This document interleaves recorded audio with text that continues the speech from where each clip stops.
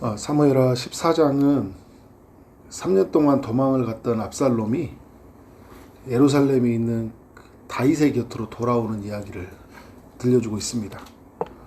많이 아쉬움이 남는 말씀입니다.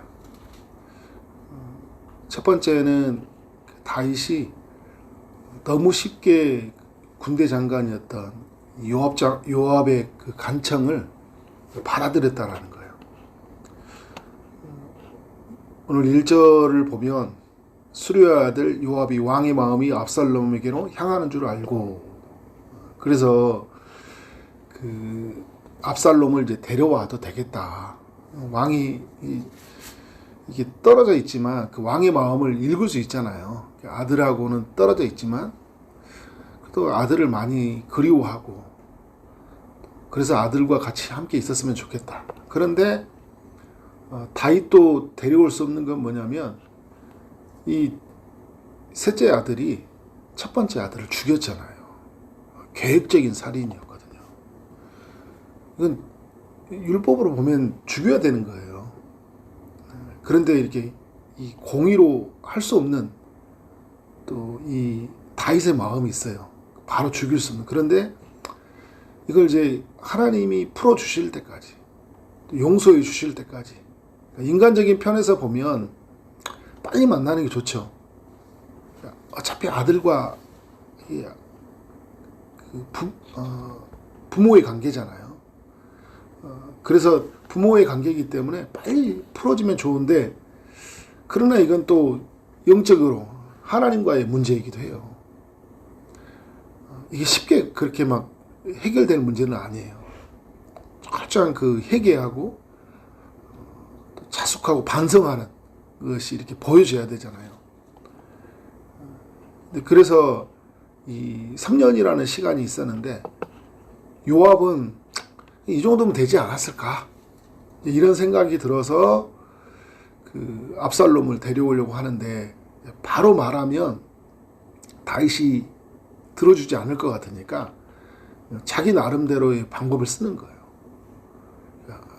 다윗이 그 바세바 사건이 있을 때 그가 이제 마음을 돌이킬 때 누가 옵니까? 나단 선지자가 오잖아요. 그 나단 선지자가 왔을 때 바로 직설적으로 말하지 않고 어떤 비유를 통해서 다윗이 얼마나 큰 죄인인지를 알게 하잖아요. 오늘도 어떤 지혜로운 여인 한 명을 데리고 와가지고 이제 그 상주가 된 것처럼 상복을 이루고 죽은 사람을 위하여 오래 슬퍼하는 그 여인같이 같은 모습으로 해서 자기 사정을 아뢰게 하는 거예요. 자기 이제 그 두 아들의 그 이야기를 해주면서 뭘 이제 설득하려고 해주는 거예요. 지금 다윗이 두 아들이 있는데 한 아들이 또 한 아들을 죽였잖아요. 그런데 그 아들을 어떻게 한다는 거예요? 불쌍히 여겨서 이제 살려야 되지 않겠냐, 이런 논조의 그 이야기를 쭉 해주고 있는 거예요. 가부인데 한 아들도 죽었는데 또 나머지 아들마저 죽어버리면 이 사람이 다 이런 것과 별반 다른 게 없잖아요. 그러니까 다윗이 그 이야기를 들으니까 어떻게 하는 거예요? 살려야 되겠다. 그런데 이제 이 여인이 압살롬의 이야기로 화제를 돌려서 왕의 아들 그 압살롬을 용서하고 어떻게 해요? 그 아들을 다시 맞이해야 된다. 이런 이야기를 하고 있는 거예요. 그러니까 다윗이 이제 이런 이야기를 들으니까 누구의 이야기로 이제 알게 됩니까? 야, 이거는 요압이 시켜서 해주는 말이구나. 그래서 19절에 보니까 왕이 이르되 이 모든 일에 요압이 너와 함께 하였느냐 하니, 여인이 대답하여 이르되 내 주 왕의 살아계심을 두고 맹세하노니 내 주 왕의 말씀을 좌로나 우로나 옮길 자가 없으리로다. 왕의 종 요압이 내게 명령하였고 그가 이 모든 말을 왕의 요종의 입에 넣어주었다. 이렇게 이야기를 하고 있어요. 요압이 두 사람 사이에서 이렇게 뭔가 그 연결고리가 되어주려고 했던 거잖아요. 그래서 지혜로운 여인을 고용을 했고, 그러나 여러분 이게 그 장차 큰 아픔을 초래하는 선택이 된 거예요. 회개가 없는 사람을 데려오면 나중에 어떤 결과를 맞이하는지를 보여주고 있어요, 우리한테. 충분한 자숙과 반성의 시간이 있어야 되거든요. 그러니까 인간 편에서 보면 어떻게 하고 있어요? 빨리 만나는 게 좋은 거지만 하나님 편에서 보면 충분한 시간이 필요한 거예요. 우리가 볼 때는 3년은 긴 시간이지만 하나님 편에서 볼 때는 3년은요 또 돌이키기에는 짧은 시간이기도 해요. 모세를 보세요. 모세가 자기가 자기 의로움으로 동족을 죽였잖아요. 동족을 돌보다가 애굽 사람을 죽였잖아요. 몇 년의 시간이 걸렸어요? 40년. 자기가 죽는, 완전히 내 자신이 십자가 앞에서 굴복하는 시간이 있잖아요. 우리도 여러분, 나는 다 변한 것 같은데 변해졌나요? 안 변해져 있잖아요. 하나님이 우리를 어떻게 합니까? 쫄쫄이 깨트리셔요. 그래서 우리를 우리의 옛 자아대로 살지 않고 새로운 자아로 살기 위해서는 그런 어떤 우리에게 시간이 필요한 거죠. 계획적인 살인, 무엇보다 자기 형제를 죽였어요. 근데 그 형제를 죽인 것도 그 형이 다윗의 맏아들이에요. 그러니까 다음에 왕위에 오를 수 있는 사람이잖아요. 그러니까 가족을 죽였고 계획적인 살인으로. 그런데 여러분, 이 사람에 대한 그 시간이 좀 필요한데 어떻게 해요? 이 사람을 용서해 줌으로 말미암아 이 사람이 이제 다윗 안에 들어오게 되었고, 결국 이 사람이 어떤 일을 저지릅니까? 반역을 저질러요. 요압의 편에서 보면 매우 인간적인 방법이에요. 오늘 이야기를 들어보면 막 신앙적인 이야기를 다 꺼내잖아요. 그래서 설득을 할 때는 계속 하나님 말씀을 인용하고 하나님 마음을 이야기하지만 이건 하나님의 뜻을 다 알지 못하는 너무 연약한 문제예요. 그러니까 요압은요, 그 압살롬과 그 다윗의 관계에 초점을 두고 있어요. 근데 뭐에 더 초점을 둬야 되냐면 압살롬과 하나님 사이의 관계를 더 생각해야 돼요. 이건 죄의 문제예요. 여러분, 보통 살인 사건만 해도 우리 감옥 형량으로 봐도 엄청 오래 살잖아요, 그죠? 우발적인 살인이라 해도 그 형벌을 받는데 계획적인 살인 2년 동안 분노를 품고 있다가 죽였잖아요. 그것도 형제들 다 부른 다음에 형제들 아주 겁에 질려가지고 더 도망가게 할 정도로 그런 살인을 저질렀어요. 그러니까 요압은 정치적으로는 굉장히 지혜로웠어요.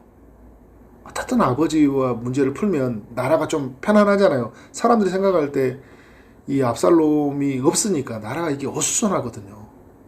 정치적으로는 문제를 해결했지만 신앙적으로는 바람직하지 못하다는 거예요. 신앙적으로. 여러분, 우리 항상 이게 인간적으로 볼 때는 좋은 것과 신앙적으로 보면 좋지 못하는 게 있거든요. 이걸 항상 분별할 수 있어야 돼요. 그러니까 그 다윗의 문제는 뭐냐면요. 이제 이걸 다윗의 문제인데 요압의 조언을 너무 쉽게 받아들였다라는 거예요. 그러니까 다윗은 이제 그 나단이 이야기해 줄 때도 어떻게 해요? 마음을 이렇게 빨리 반성하잖아요. 아, 내 생각이 잘못됐나 보다.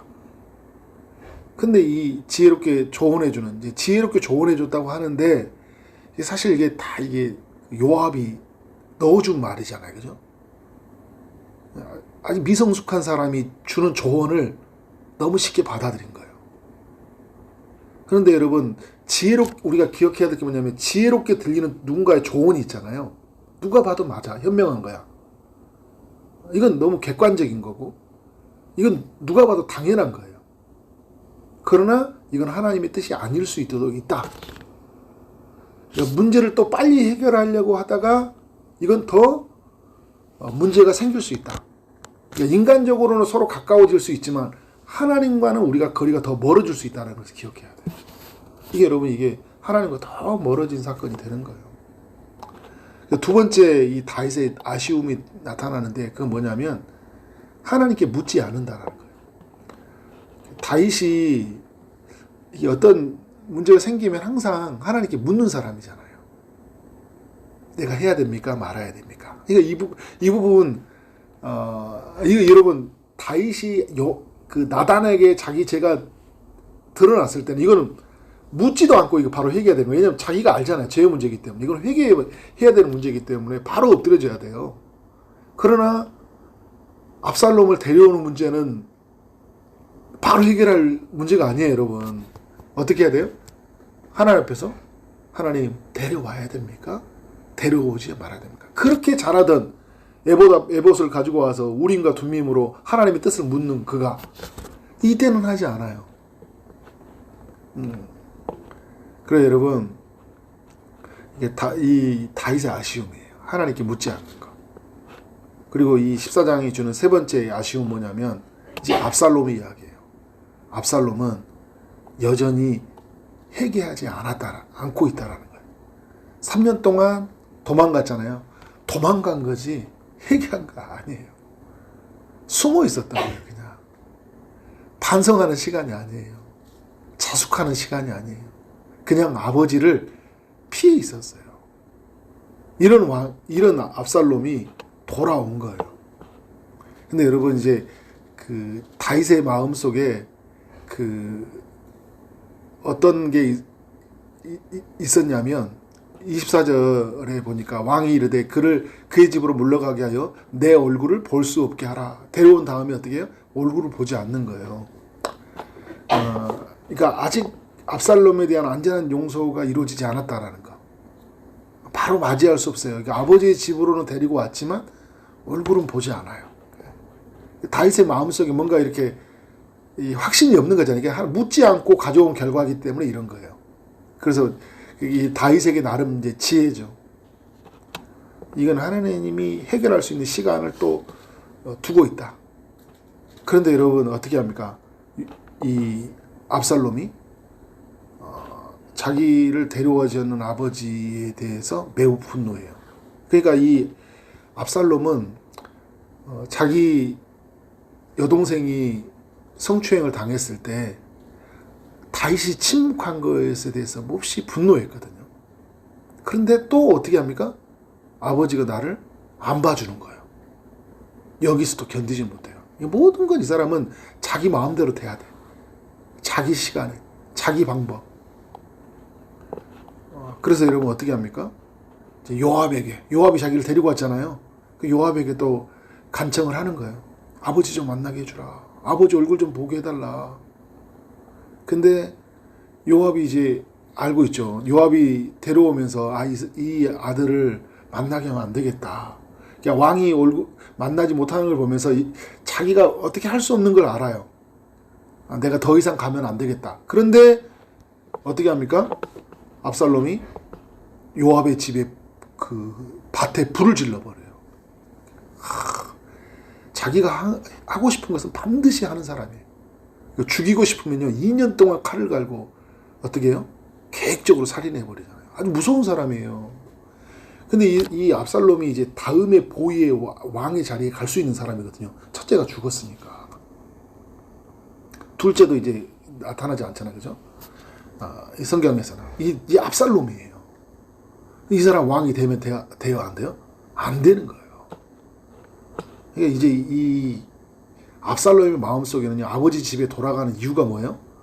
왕의 자리예요. 왕의 자리에 올라가야 되겠는 거예요. 그래서 어떻게 합니까? 요압을 불을 질러가지고 요압이 어떻게 해요? 다윗과 이제 만나도록 또 주소를 하는 거예요. 요압이 함께 나가거든 마지막 절이죠. 그에게 이르되 압살롬을 부르니 왕이 이제 불렀고 그가 왕께 나가고 그 얼굴을 땅에 대매 그에게 절하며 왕이 압살롬과 입을 맞추니라. 어떻게 보면 화해가 일어난 것 같지만 불안한 이 불씨를 품는 그 일이 이루어지고 있는 거예요. 오늘 25절에 보면요, 압살롬이 굉장히 아름답고 잘생겼거든요. 그 발바닥부터 정수리까지 흠이 없었다고 하잖아요. 이런 사람입니다. 그런데 어떻게 하고 있어요? 이 사람 마음은 굉장히 악한 거예요. 외모로 보지 말라고 하잖아요. 이게 어디의 사건으로 돌아갑니까? 이제 누구 이야기로? 사울을 때로 뭔가 우리를 기억시키고 있죠. 이 사람 세웠다가 이스라엘이 어떻게 했어요? 완전히 이 사울이라는 왕 때문에 나라가 엉망이 됐잖아요. 예, 지금 이 압살롬이 그 모습을 그대로 보여주고 있는 거예요.